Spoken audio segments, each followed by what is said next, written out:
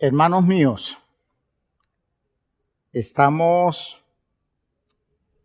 felices porque hoy Dios nos está dando la oportunidad de trabajar en este programa en la forma de conferencia, este tema para la crianza y educación de la familia.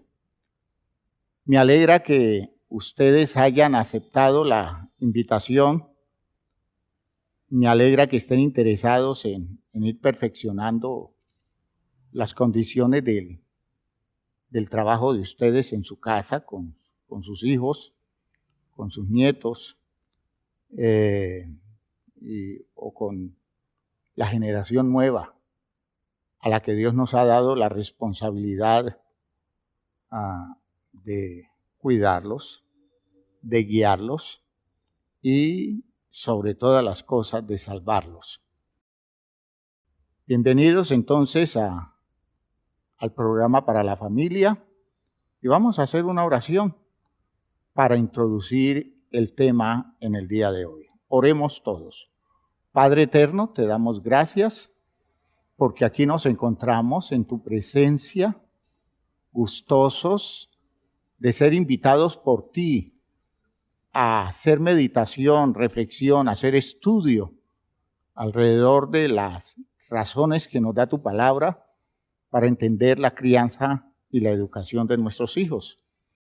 Ayúdanos, Señor, a ser pertinentes hoy, a decir las cosas en orden a tu verdad, a decir las cosas al tenor de la realidad revelada por el Espíritu hoy, en relación con esta idea que es tan importante, entendiendo que no solo tenemos responsabilidad delante de ti para con nuestros hijos, sino que tenemos el deber moral de dar una visión de la palabra, una visión profética que actúe eficientemente y actúe consistentemente en la vida de nuestros hijos para el tiempo de hoy. Gracias, Padre, por esta experiencia de iglesia, por esta disposición de la congregación, por este anhelo de tu pueblo de estar aquí y de estar dispuestos a recibir y de estar dispuestos a hacer correcciones en la vida. En el nombre de Jesús el Señor, gracias Padre Santo. Amén. Amén. Bien, mis hermanos, hoy hemos querido aprovechar para responder algunas preguntas y dentro de las inquietudes que hay para responder hoy se encuentra la idea del tema que puede ayudarnos a avanzar en el conocimiento de lo que hemos venido trabajando últimamente, el ir descubriendo los elementos ordenadores de la vida que nosotros debemos establecer en la crianza y educación de nuestros hijos, entendiendo que el primero de ellos es colocar a Dios como fundamento y como el principio ordenador básico de la vida de nuestros hijos. Por eso, una de las respuestas va a tener que ver con esta idea y entonces al tiempo que respondemos una inquietud, estamos avanzando en el tema. Alguien me preguntaba, de acuerdo al programa que nosotros estamos desarrollando, si no se ha hecho la tarea de cada día de manera juiciosa, no se ha cumplido con el 100% de lo presupuestado. En este tiempo que los hijos están en edad adolescente, si hay derecho o si hay oportunidad para corregir o para hacer énfasis en todas aquellas cosas que que anteriormente no se trabajaron de forma ideal. Y pregunta hasta qué etapa es válido lo que se pueda hacer. Es una inquietud buena porque yo sé que es una inquietud compartida con muchos hermanos. Hermanos míos, ustedes siempre tendrán derecho de corregir a sus hijos, siempre. Aunque se hayan equivocado o aunque hayan sido negligentes en etapas pretéritas, cometer errores y no hacer el énfasis en el proceso de crianza como idealmente se debe hacer, es muy frecuente porque a veces consideramos, primero, que no es tan importante y segundo, que todavía queda tiempo y que lo que se está haciendo bien hecho. ¿Ya? Mientras haya necesidad de reordenar los pasos de los hijos, oigan bien, mientras haya necesidad, siempre hay que hacerlo. Siempre. No importa la edad, no importa el tiempo que haya corrido.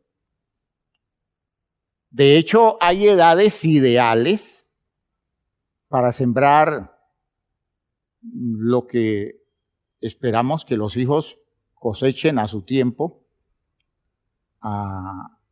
Hay edades bien definidas. Sin embargo, es el deber suyo intervenir a tiempo y cuando ya no es tiempo, también hacerlo.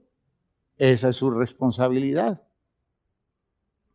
Ya habíamos dicho que en muchos casos una buena fórmula es disculparse con los hijos y dejarles ver que no había claridad, que no se hicieron las cosas ideales, pero eso no quiere decir que lo correcto no tenga vigencia y que la responsabilidad de ellos como personas, hablando de los hijos, es asimilar una orientación que le llegue, aunque sea para corregir lo que se asimiló, lo que se aceptó, de pronto no en forma adecuada.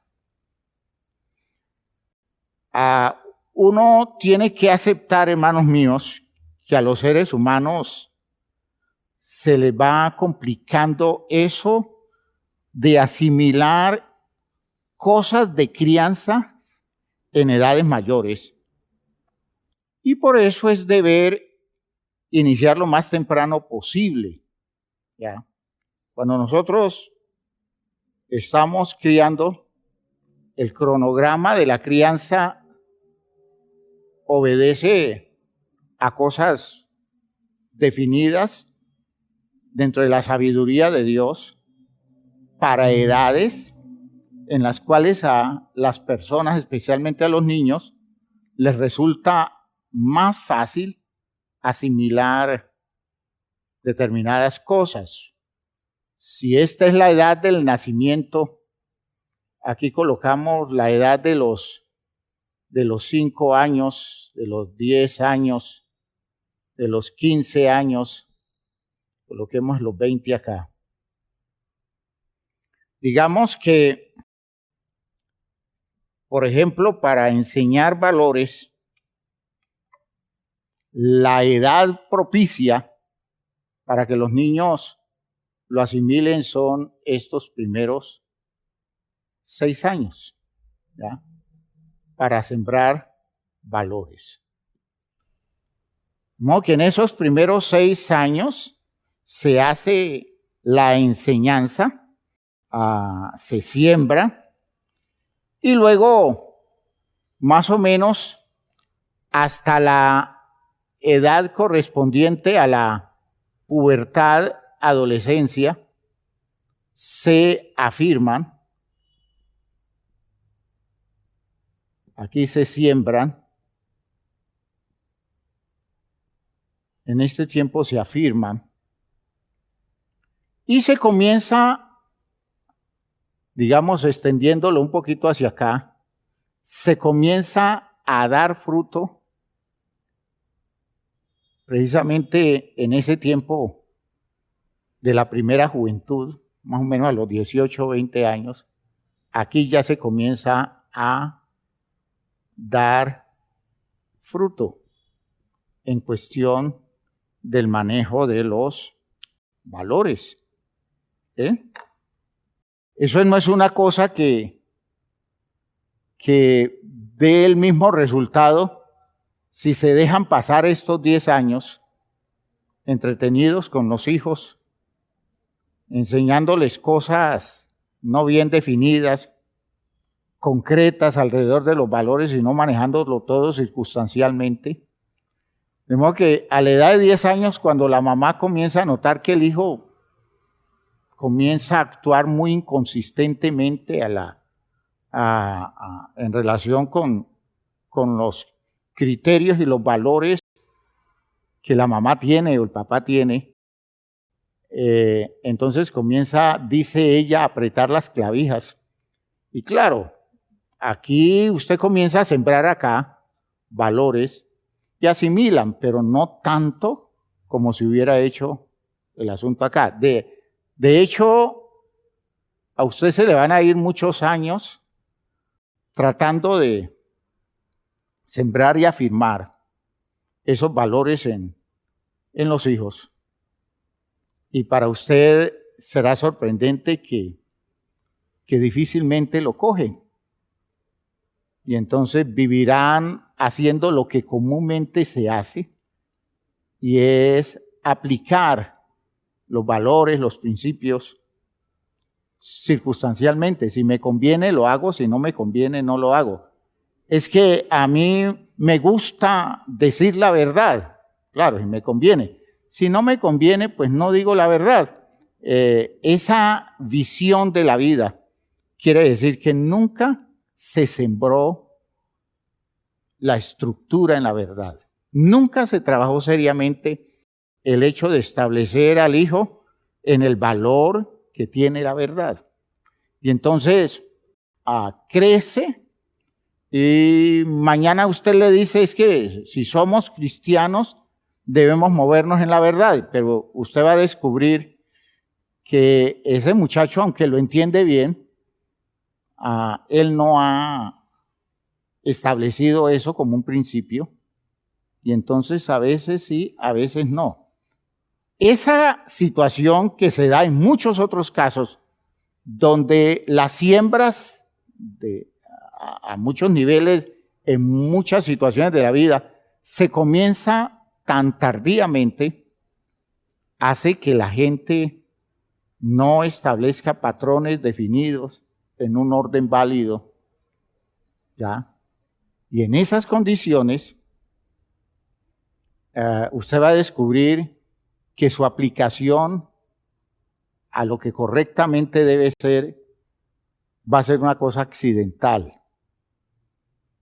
Con frecuencia lo va a hacer, con mucha frecuencia no lo va a hacer, y no mide ni siquiera las implicaciones que tiene, sino que muchas veces todo va a quedar en el territorio de las ventajas que le va a proporcionar en el momento, sin medir las implicaciones que tiene para un futuro más adelante. Eso quiere decir que eso no se trabajó bien. Por eso, cuando uno reconoce que lo que debió sembrarse en un tiempo no se dio, y entiende que debe trabajarse, uno tiene que apelar a Dios. Porque cuando hemos hecho cosas no tan consistentes en las edades adecuadas, el único que puede actuar eficientemente en edades extemporáneas, en condiciones que tienen que ver con etapas de la vida muy posteriores a lo que debió darse, el único que puede actuar consistentemente en ese caso es Dios. Dios sensibiliza. Es como si Dios nos volviera la capacidad nuestra de reaccionar como la de un niño, capaz de reorientar cosas totalmente endurecidos, o como en cierto texto se expresa, en condiciones de conciencias cauterizadas, cicatrizadas por el golpe, por las heridas, por el maltrato. Esas condiciones tan dañadas, el Señor las recupera y resensibiliza a la persona para actuar consecuente en el tiempo en que las cosas se deben reorientar, se deben corregir. Así que el aliado supremo que nosotros tenemos es Dios.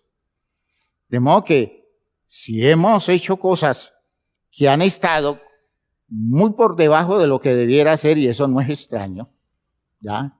Eso no nos hace a nosotros perversos, sino nos demuestra todo el mundo inadecuado en el que nos hemos movido.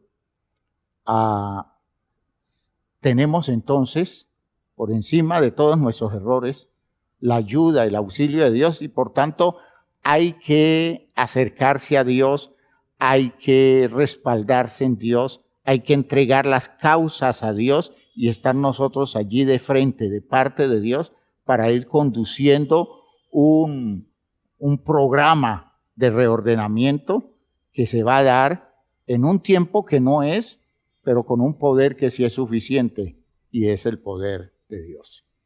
Espero que esa idea haya quedado claro para la persona que expresó la inquietud, o para todos los que estén interesados en eso como respuesta.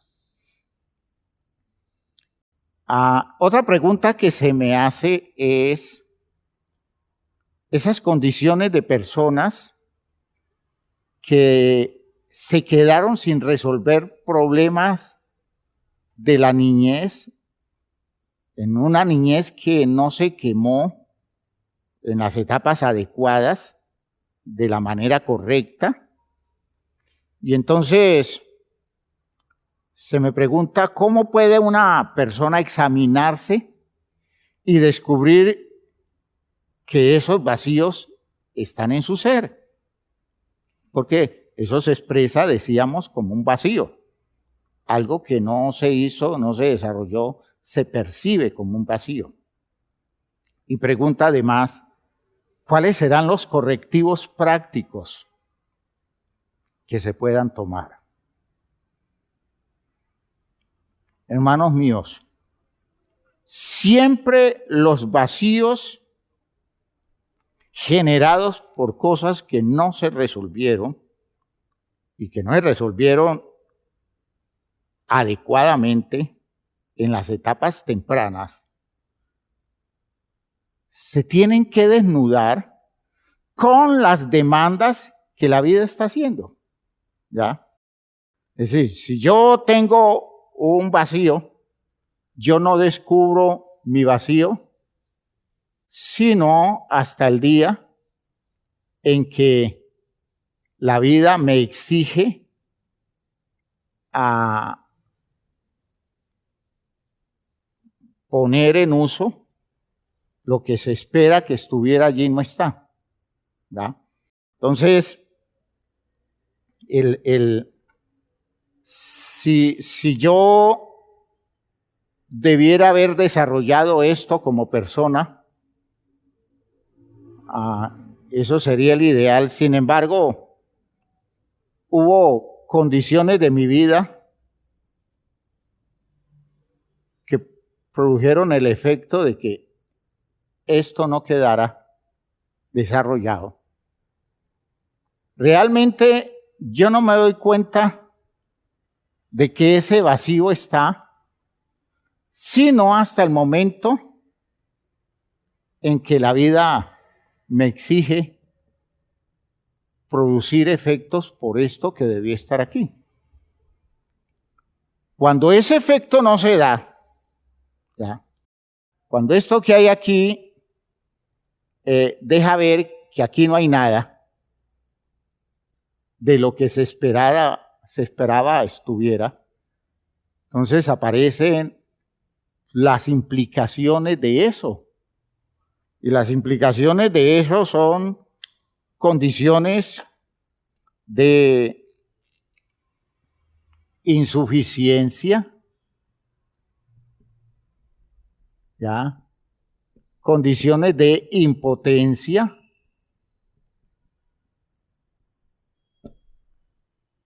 ¿ya? Condiciones de, digamos, de frustración.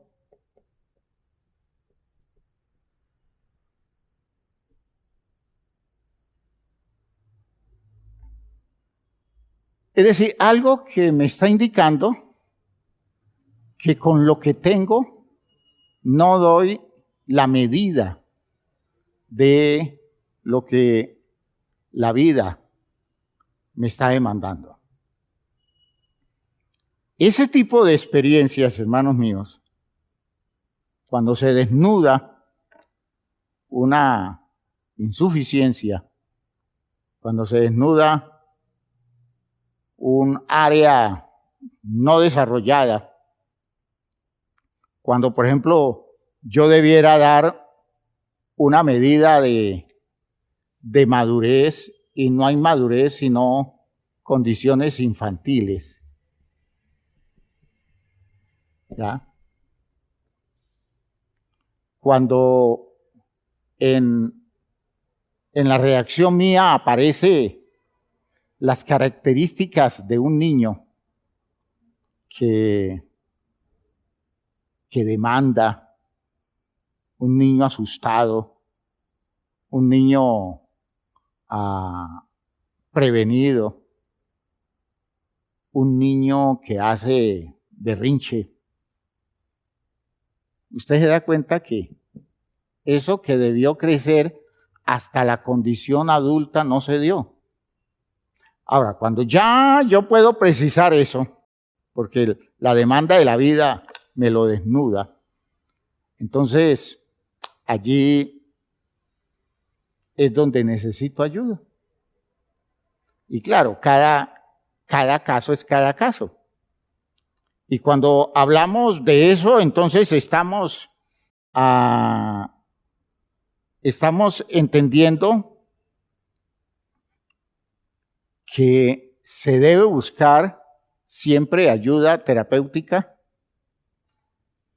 porque primero hay que precisar la dimensión del problema y en segundo lugar hay que identificar claro cuál es la solución ideal al problema. Y por eso ustedes, por la gracia de Dios, haciendo parte de la iglesia, cuentan con buenos recursos para apoyarse, para buscar asesoría terapéutica y comenzar a resolver muy temprano las condiciones que de pronto no se alcanzaron a perfeccionar en el tiempo que se debió dar, o nunca se hizo el trabajo adecuadamente y las cosas quedaron inconclusas. Como ven, hay situaciones en las que esto nunca se descubre. Ese hueco allí no se descubre. ¿Por qué no se descubre? Porque la vida nunca nos exige allí. Hay gente que ha pasado toda la vida bajo el poder de una deficiencia. De hecho, son deficiencias menores. Pero ha pasado toda la vida sosteniendo una deficiencia. Nunca se dio cuenta del problema y nunca vio la necesidad de hacer algo especial porque el problema no se evidenció por una demanda existencial. Si no se dio la demanda existencial, el problema nunca se evidenció.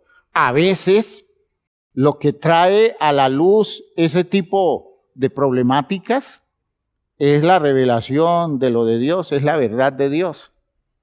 Y entonces, cuando mi vida comienza a ser presionada por Dios para dar una medida espiritual en la dimensión de la salvación a la que Dios me quiere llevar, voy descubriendo que hay áreas muy afectadas.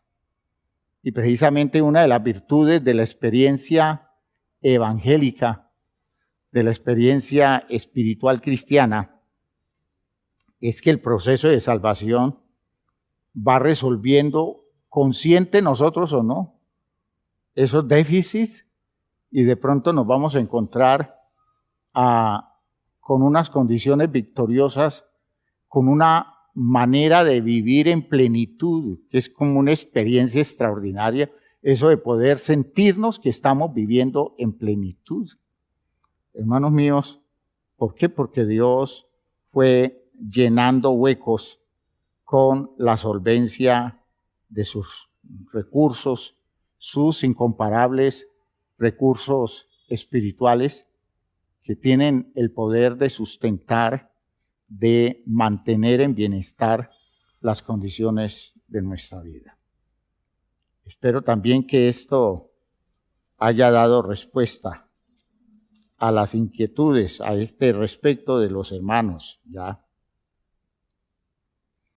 Se me hace otra pregunta y es pertinente. ¿Qué relación hay entre el orden, como lo estamos estudiando, y la paz? Según las enseñanzas de la crianza y educación familiar. Bueno, yo diría según el principio bíblico. Hermanos míos, el orden produce la paz. Es así de sencillo. Esa es la relación. El orden produce la paz. ¿Ya? El hacer las cosas como debe ser, el colocar las cosas en su sitio, que son dos expresiones del orden, hacer lo que se debe hacer y colocar todo en su sitio, eso produce la paz. ¿Ya?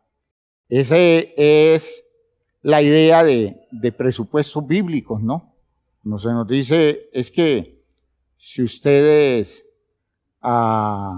necesitan de la ayuda de Dios, dice Pablo en Filipenses, entonces hagan oración, exprésenlo con peticiones, con ruegos, háganlo usando acción de gracias, ¿ya?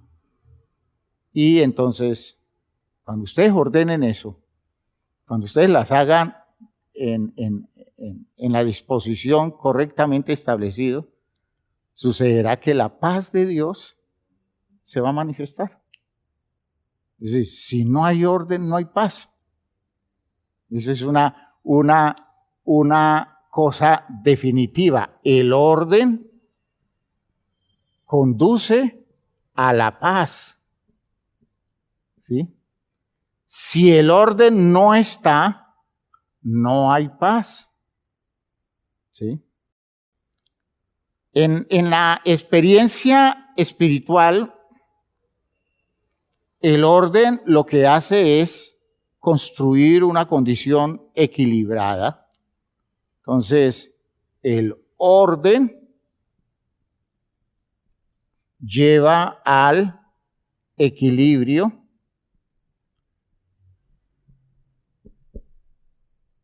Y el equilibrio equivale a justicia. Y la Biblia testifica que el fruto de la justicia es la paz. Fruto de la justicia es la paz. Lo que pasa es que a nosotros nos enredan los términos.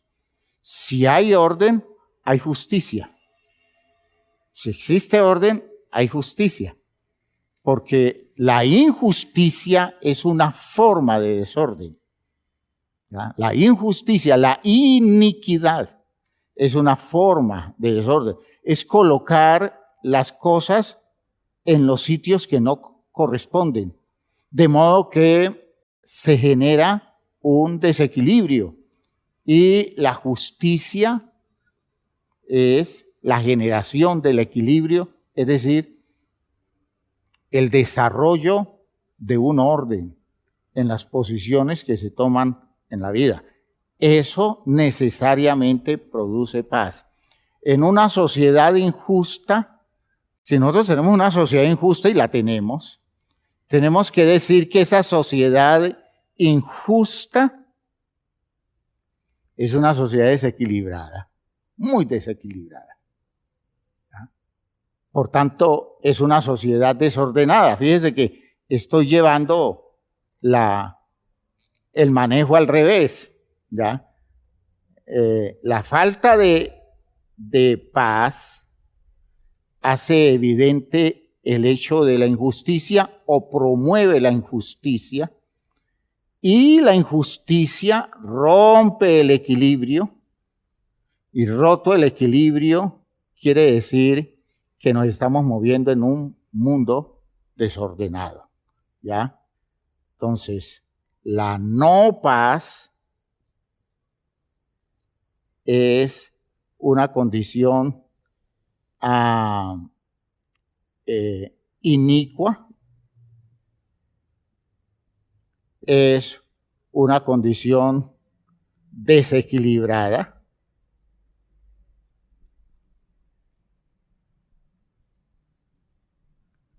por tanto, es una condición desordenada. Por donde usted lo quiera ver. Fíjese que muchas cosas que tienen que ver con condiciones de perturbación en la vida de mucha gente, oigan lo que estoy diciendo, condiciones de perturbación en la vida de mucha gente, tiene que ver con todo este sistema roto, tiene que ver con un desorden. A veces un desorden que viene de mucho tiempo atrás y se trata de corregir, y ese desorden se resiste digamos, a ser ordenado, se resiste a ser colocado en el sitio. Y entonces, en ese espíritu desordenado se produce el desasosiego propio de un ambiente desordenado que está desequilibrado, que de hecho es inicuo y como consecuencia no produce paz. En muchas ocasiones, hermanos, el desorden es viejo, puede haberse superado, pero no se ha producido toda la estructura que lleve a la persona a romper con el sistema deformado. ¿Por qué? Porque hay temores, porque hay complejos, porque hay culpas. Y entonces, bajo esas condiciones desafortunadas, no aparece el efecto de la justicia, por tanto, la experiencia va a ser un desasosiego, un malestar, una persona que manifiesta no sentirse bien, pero no sabe explicar por qué se siente mal. Y trata de buscar justificaciones. Muchas veces entra a justificar su malestar alrededor de las actitudes de personas que están alrededor y no se da cuenta que tiene que ver con actitudes personales o con condiciones internas mal trabajadas. Es decir, hermanos, cuando no hemos podido hacer el orden, de nosotros huye la paz. Huye la paz. ¿Ya? Y eso tiene que ver a veces con cosas que muchas veces las consideramos como tontas, ¿no? Como elementales. Por ejemplo, el hecho que usted no haya podido superar una condición deformada de la vida suya, que usted entiende debe dejar atrás para seguir adelante en la vida. Ese no poder hacerlo crea un estado interior suyo que le quita la paz. El día que usted pueda vencer eso, usted reordena el sistema y aparece la paz. El fruto del orden siempre finalmente es la paz. Diríamos que hay otras cosas, pero pues dedicándonos a la pregunta, lo elaboramos así, porque uno puede decir que el fruto del orden es el sentimiento de bienestar. En términos prácticos, el orden conduce a la felicidad. ¿Ya? Ahora se me pregunta alrededor de la idea de las personas que, precisamente en el tema del orden, están justificando la homosexualidad usando argumentos como la práctica que hacen los animales de acciones homosexuales. Se pregunta, ¿y cuál es la diferencia en relación con los seres humanos? ¿Y qué tiene que ver eso con el orden? A mí me parece esa pregunta magnífica. Oigan bien, es una pregunta extraordinaria y quiero dedicarle tiempo porque sí tiene que ver con el orden. Claro, el gran problema que tenemos nosotros con esa ideología de género que se está planteando, con esa forma tan decidida como se ha logrado aceptar la homosexualidad como una condición, entre comillas, biológicamente válida. La pregunta que tiene que ver con los animales, pues más o menos tira hacia allá. No voy a entrar en ese detalle, sino en la idea general en relación con el orden, porque pues el tema es el orden. En estos días que he estado actualizando el tema de los 4 amores, me pareció pertinente meter en el estudio este asunto. ¿Por qué?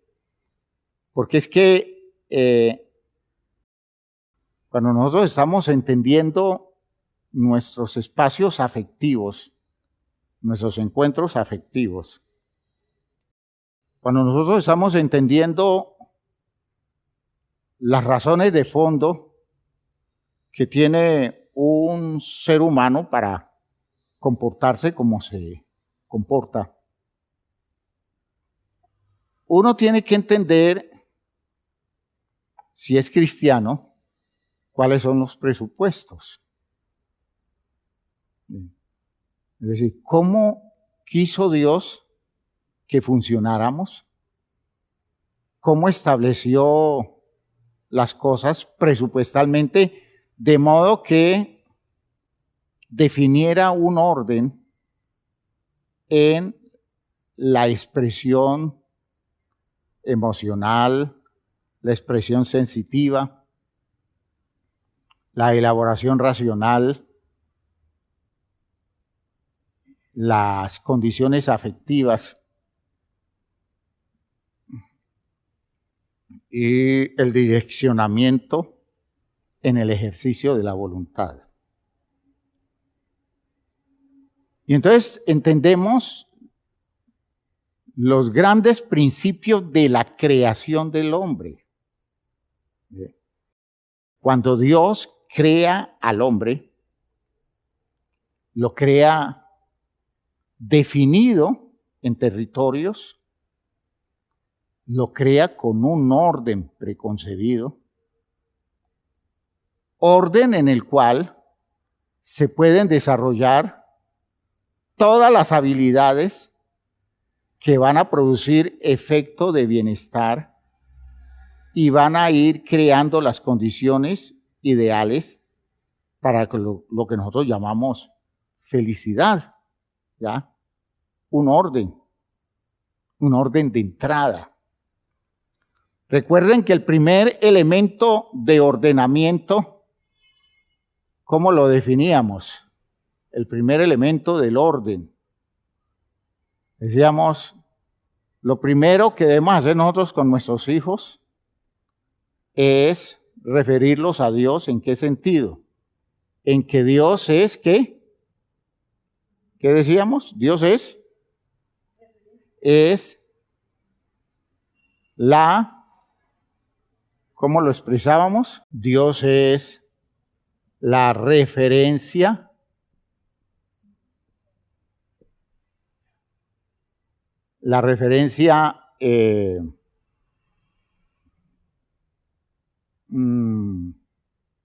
base,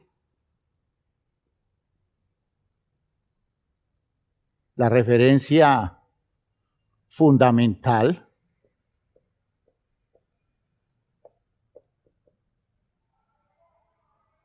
para la vida de un ser humano.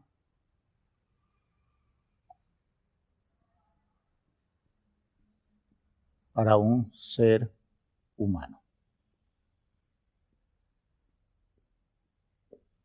Un ser humano está referido a Dios de modo que ese vínculo, esa relación, ese acercamiento debe ser una cosa insuperable. Quiere decir que Dios debe estar en la vida de todo ser humano y a eso le hemos dedicado todo el tiempo de las últimas enseñanzas. Pero vean ustedes que esto está planteado en la Biblia como una cosa de origen. Como una cosa de origen. Cuando nosotros vemos la creación del hombre está referida a Dios en las historias de la creación. En Génesis 1, en el versículo 26, miren que es una referencia a Dios. Entonces dijo Dios, hagamos al hombre a nuestra imagen, conforme a nuestra semejanza. ¿Cuál es la referencia? Las criaturas del orden biológico con las que fisiológica y estructuralmente está vinculado el hombre. Yo pudiera decir, el hombre fue hecho como los otros seres de la naturaleza. Y el hombre tiene estructuras muy semejantes a los otros seres de la naturaleza. La Biblia, ¿qué distinción hace para que el hombre sea sacado del común y sea visto como alguien que se ordena en otro sistema distinto del resto de la naturaleza? Biológicamente, pues todos estamos perteneciendo a los órdenes biológicos, pero el hombre es una excepción porque el hombre tiene capacidad para tener un vínculo, una referencia que lo coloque, digámoslo así, afectado por unos intereses totalmente distintos del resto. Entonces, cuando la Biblia dice en Génesis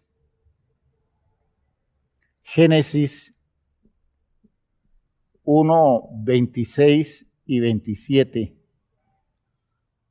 hagamos al hombre a nuestra imagen, conforme a nuestra semejanza, ¿ya? Está diciéndole, no me lo refieran a otras cosas que pueden estar allí. Usted tiene el hígado que tiene un cerdo, muy parecido al hígado de un cerdo.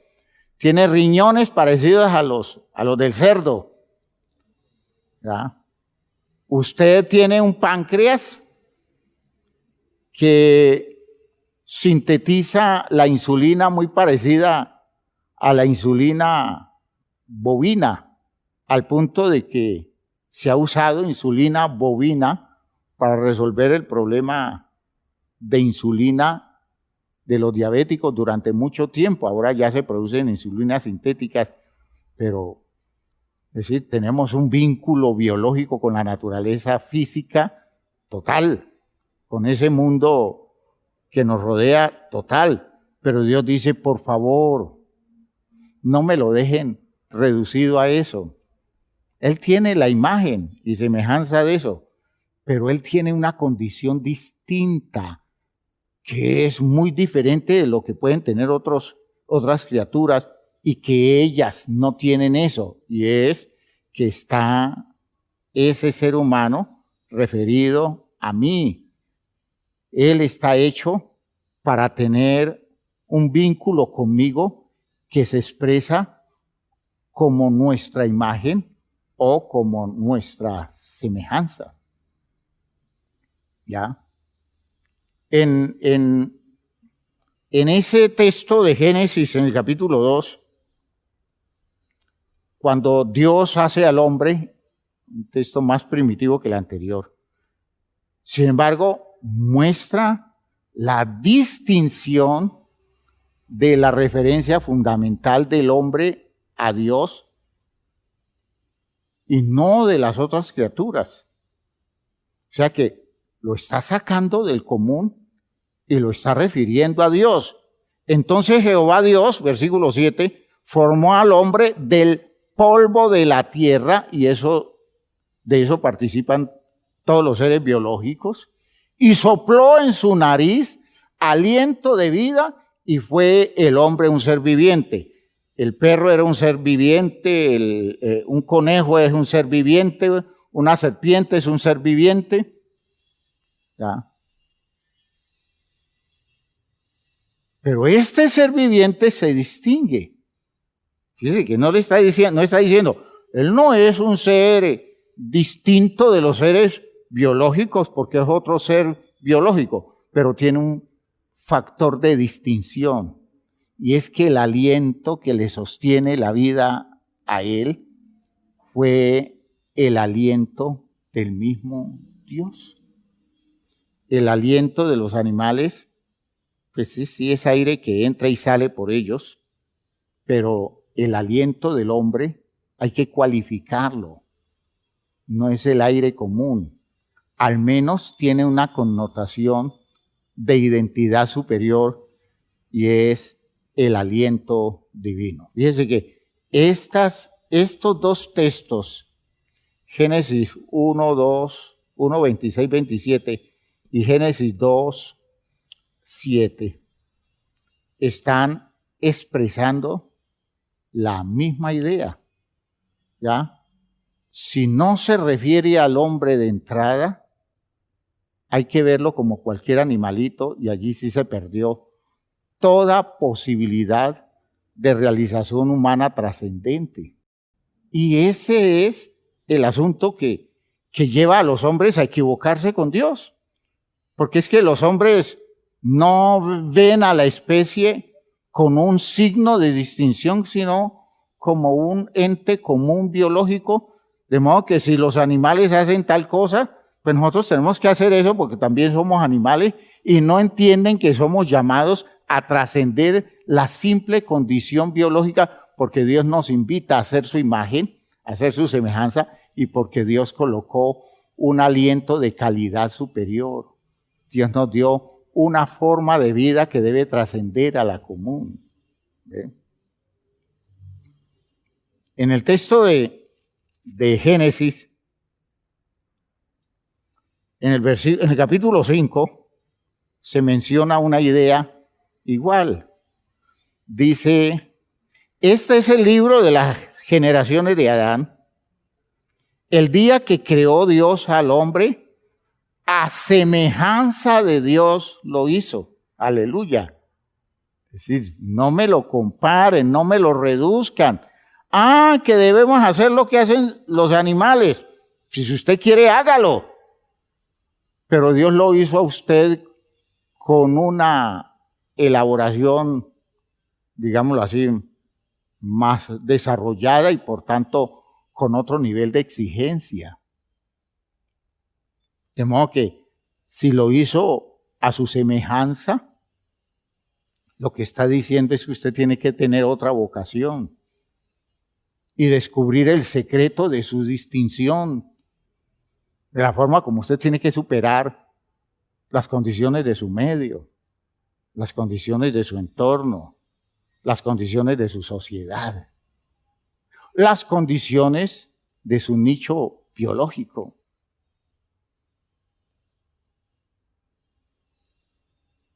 las razones por las que los animales hacen ciertas cosas que tienen que ver con deformaciones o que tienen que ver con estructuras estrictamente instintivas, no deben ser las razones por las cuales nosotros las hacemos, porque nosotros nos movemos por unos criterios que tienen que ver con nuestra conciencia. Y Dios colocó por razones de origen un nivel de sensibilidad que hacen que por conciencia nosotros tengamos que responder a unas demandas superiores de la vida.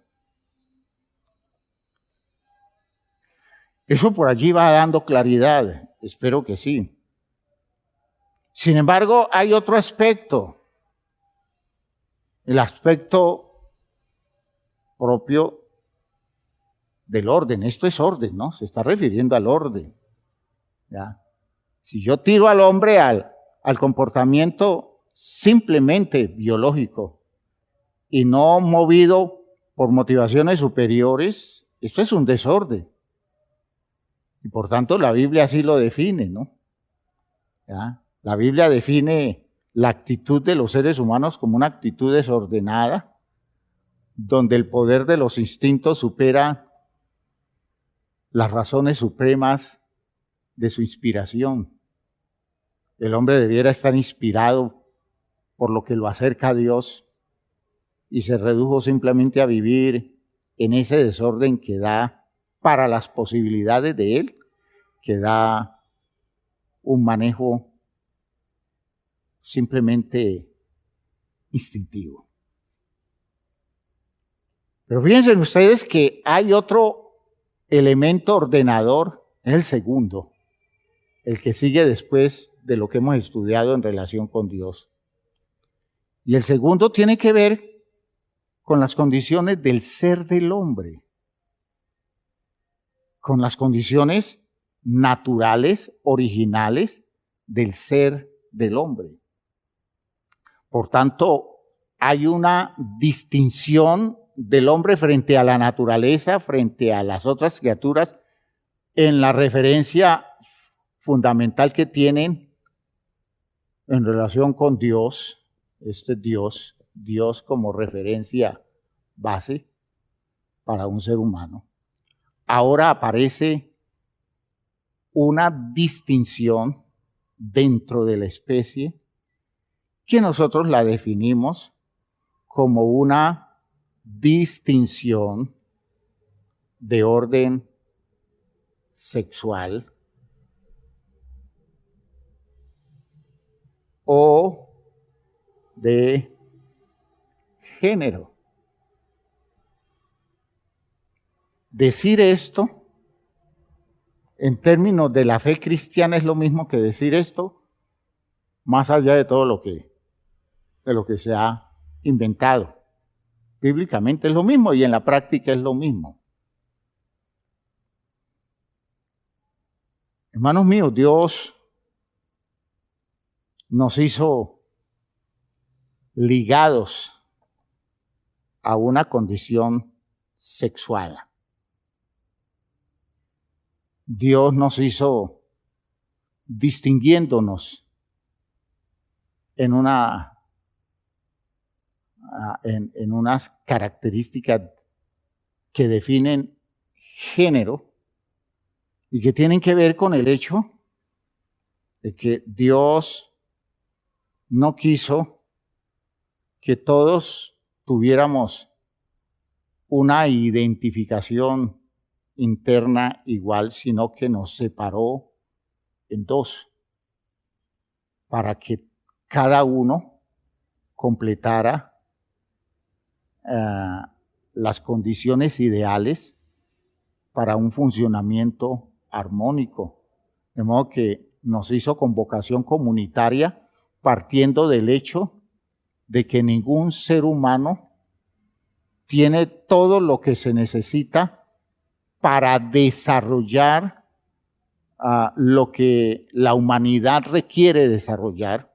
Todo ser humano tiene todo lo que necesita para desarrollarse a sí mismo como persona, pero lo que como humanidad nosotros necesitamos desarrollar, los seres humanos no lo tienen todo y necesitan complementarse.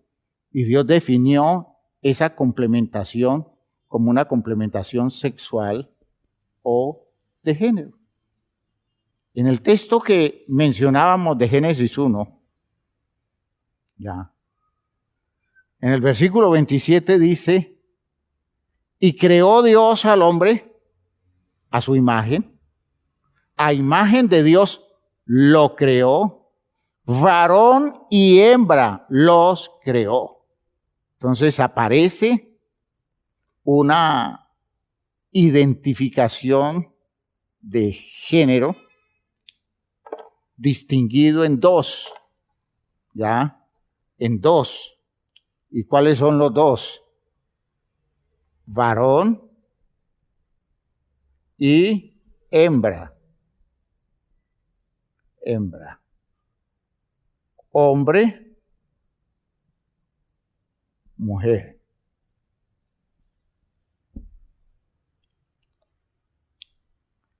Esto es lo establecido originalmente. Y la presencia de la condición sexual o de género en un ser humano es el factor ordenador. Oigan bien, después de la referencia a Dios como base fundamental para un ser humano, la identidad de género es el factor ordenador clave, definitivo y base. Base. Es decir, la identidad de género que corresponde a la identidad sexual es una condición base. Por tanto, la idea de que esperemos unos cuantos años para que un niño defina cuál va a ser su género es la cosa más sin sentido desde el punto de vista cristiano. Porque decirle a un niño permanezca en un desorden donde usted no reciba una crianza orientada, definida por su identidad sexual. Identidad sexual que viene dada desde el mismo momento en que ese ser humano es concebido.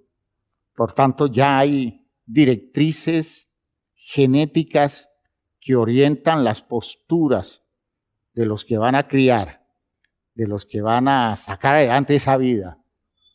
Y está orientando las posturas para que hagan el trabajo dirigido de una determinada forma, con todos los recursos y con todas las expresiones de la provisión de Dios, para que ese ser humano que se está desarrollando y que viene a la vida, venga establecido dentro de un programa ordenado, que no lo desgaste alrededor de cosas sin sentidos, cuando ya Dios le dio claridad de por dónde debía ser. Ahora, otra cosa es que en el proceso haya cosas que no funcionen, y precisamente debido al desorden que tiene que ver con desorden de crianza, con el desorden social, el desorden cultural, pues muchas cosas se pueden perturbar en una persona, y entonces con eso producir un impacto negativo para que esto que debió darse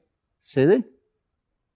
Y entonces la persona termina confundida, termina metida en condiciones casi tendientes a la neurosis, con la poca aceptación de lo que él es como persona, de lo que ella es como persona, y termina la persona tan afectada que no se siente, digámoslo así, ajustada a una visión válida de lo que se manifiesta en él o en ella, porque en sus motivaciones, expresando ira, que no se nota siempre, expresando temores, expresando interpretaciones equivocadas de su realidad, esa persona comienza a vivir en violencia, frustrada o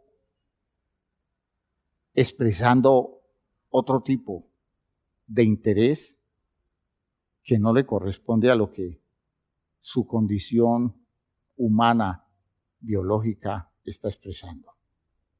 Así que esto lo vamos a profundizar más. De hecho, quiero profundizarlo más. Lo que quiero decirles es que estas son las dos ideas bases. ¿Cómo ordenamos la vida de un niño? Refiriéndolo primero a Dios y luego dándole una ubicación definida en el territorio de su género vinculado a su sexualidad a través de una buena crianza, que a su tiempo, si la crianza ha sido buena, si no ha habido condiciones afectantes, posiblemente ese niño no va a tener problemas para verse como debe verse. Y eso es orden. Eso es orden. Hay mucho que decir al respecto, pero me encanta que la pregunta me haya dado oportunidad de meter la idea. Claro que la vamos a ahondar mucho más, vamos a analizar con más profundidad, porque me preocupa mucho ese nivel del desorden, ¿no? Pero mucho me preocupa ese nivel de desorden. Ese conflicto que tiene la gente para verse a sí mismo o para verse con libertad de hacer uso de su condición biológica como caprichosamente quiere hacerlo, ya como emocionalmente quiere expresarse, y no identificado en su referencia a Dios, se quiere comportar como un animalito, como una persona elemental, instintiva, dando base a todo ese mensaje agresivo que plantea Pablo en Romanos capítulo 1, a partir del versículo 18, que espero que ustedes lean en estos días antes de la próxima reunión. Romanos 1, 18 hasta el versículo 26. Si ustedes entienden esto es orden. Esto es orden. Es que yo me siento un hombre atrapado en el cuerpo de una mujer. Yo soy un hombre atrapado en el cuerpo de una mujer. Imaginen ustedes eso cristianamente hablando. Que un ser humano exprese eso, le está diciendo a usted, allí no está pasando una cosa saludable. Porque desde el punto de vista de la forma como Dios nos creó, Dios no nos creó metiendo una persona dentro de un cuerpo. Dios nos creó siendo nosotros un cuerpo. Como que cuando yo rechazo mi cuerpo o la expresión de mi cuerpo, simplemente me estoy rechazando a mí mismo. Y tiene que haber una patología muy seria para que yo vea mi cuerpo como la negación de lo que yo soy.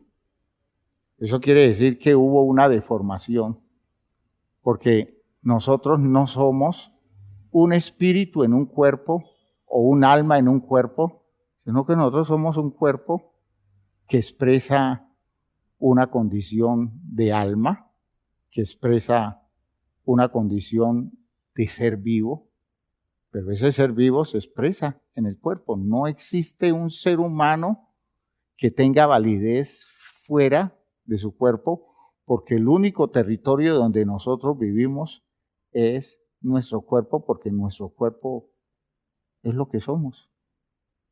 Y cuando yo digo, soy una mujer atrapada en el cuerpo de un hombre atrapado en el cuerpo de una mujer, estoy diciendo, tengo tal nivel de enredo, tal nivel de desorden dentro de mí,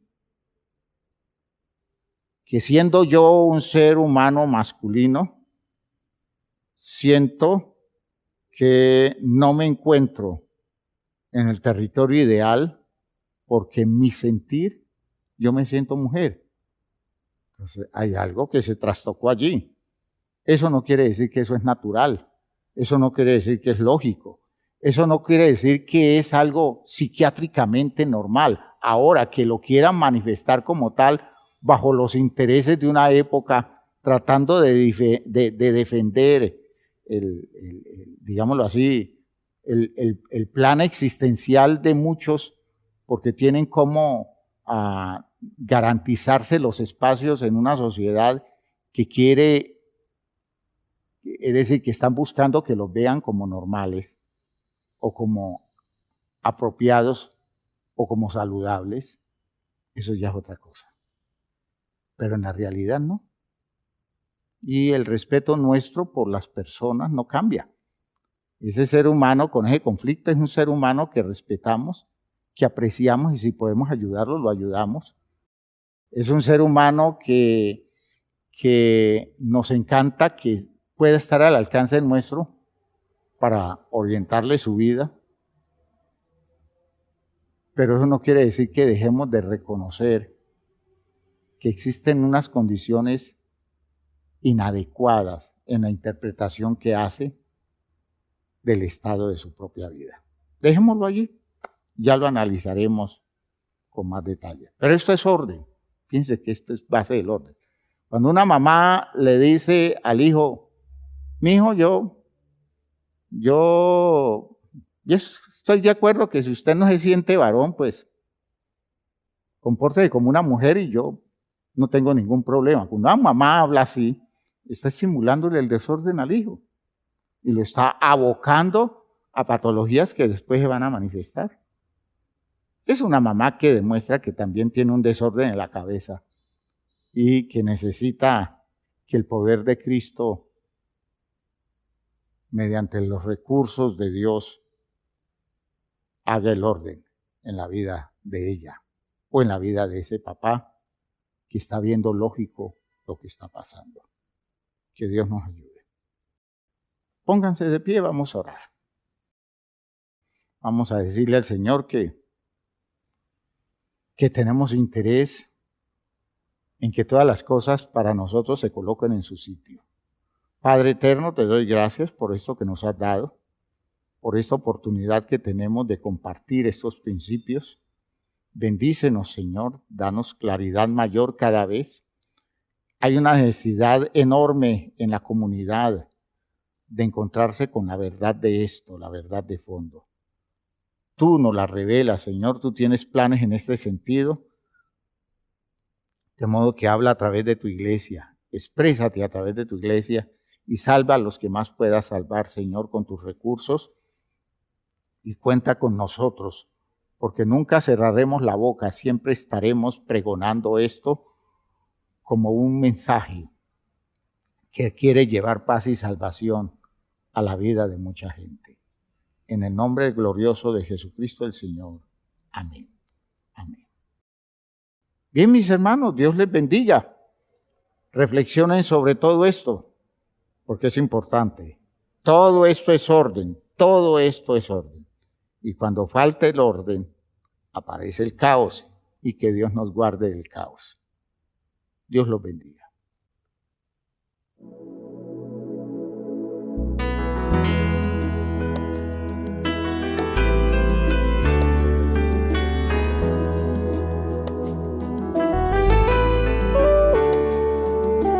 Vivimos en un mundo a la deriva sin control, en medio de una sociedad sin rumbo y dirección. Mas siempre habrá esperanza y un futuro siempre habrá, si en nuestro Dios confiamos y en su iglesia hallamos paz. Y es su iglesia que me guía y me consuela si hay dolor. Ella cuida bien mis pasos y me brinda eterno amor. Es el faro del Señor que me ilumina al caminar, y es también la fortaleza que protege en todo mal. Es verdad, es paz, es vida y siempre busca el bienestar de cualquiera que permita a Dios hacer su voluntad. Y en su amparo es que yo crezco, pues a ella pertenezco. Gracias Dios, pues sé que en tu infinito amor me has brindado con tu iglesia salvación.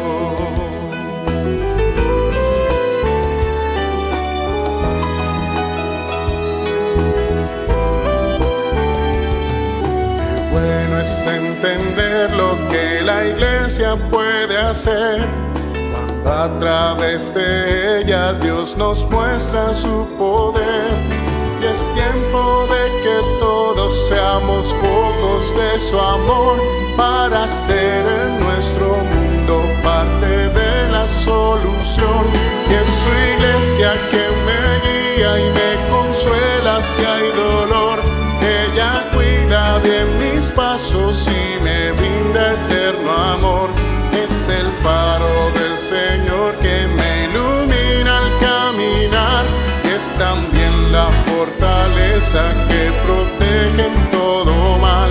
Es verdad, es paz, es vida y siempre busca el bienestar de cualquiera que permita a Dios hacer su voluntad. Y en su amparo es que yo crezco, pues a ella pertenezco. Gracias Dios, pues sé que en tu infinito amor me has brindado con tu iglesia salvación.